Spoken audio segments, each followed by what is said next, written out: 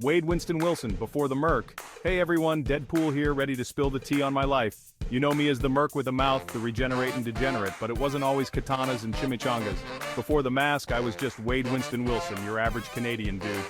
Well, as average as a guy who can't shut up can be. Born in Canada. Sorry, not sorry, eh?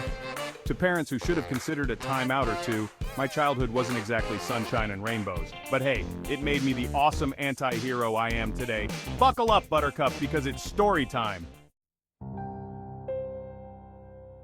My childhood? Let's just say it was about as fun as a root canal without anesthesia.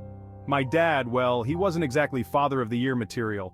Imagine the toughest drill sergeant mixed with a teaspoon of parental affection, and you're halfway there. Mom checked out early, leaving me with dear old dad and a whole lot of emotional baggage. Needless to say, home life wasn't exactly a Hallmark movie.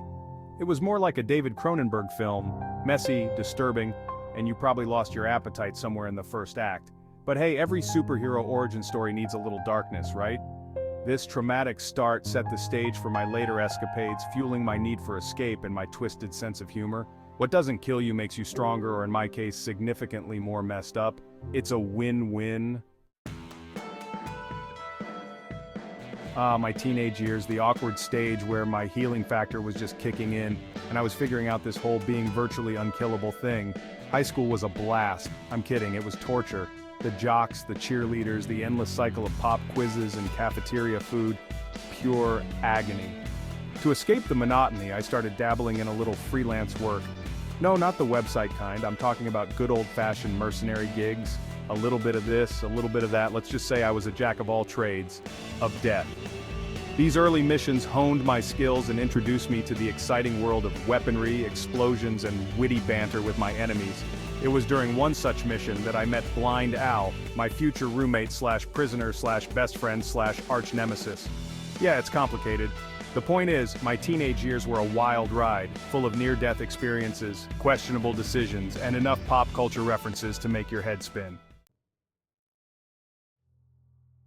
Section 4. Weapon X and Beyond, the Birth of Deadpool. Now we're getting to the good stuff. Adulthood rolled around and my life took a turn for the super.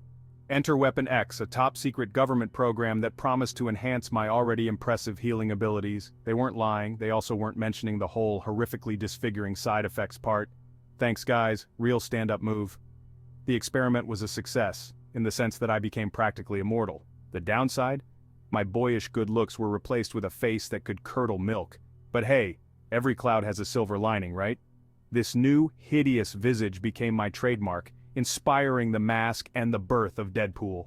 Free from their control, I embrace my new identity and set out to do what I do best: right wrongs, crack jokes, and break the fourth wall whenever possible. Section 5. Family Man or Menace. Deadpool's complicated relationships. Let's talk about love, baby. Even a messed up mercenary like me deserves a little romance. Enter Vanessa, the love of my life, my soulmate, the chimichanga to my chimichanga. She saw past the scars, the insanity, the questionable hygiene, and loved me for me. It was beautiful, until it wasn't. Our love story had more ups and downs than a roller coaster designed by a sugar-crazed 5-year-old. We fought, we made up, we fought some more, and somewhere in between, we found a weird, twisted kind of happiness. But tragedy struck, as it often does in the life of a superhero, and Vanessa was taken from me. It broke me, shattered me into a million little pieces. But even with a broken heart, a hero's work is never done. Section 6. Finding Humor in Darkness. Deadpool's Life Lessons. Look, I'm not gonna lie, my life has been a dumpster fire of epic proportions. But even amidst the chaos, the heartbreak, and the constant threat of dismemberment, I've learned a thing or two about life, love, and the pursuit of chimichangas. First and foremost, never take yourself too seriously.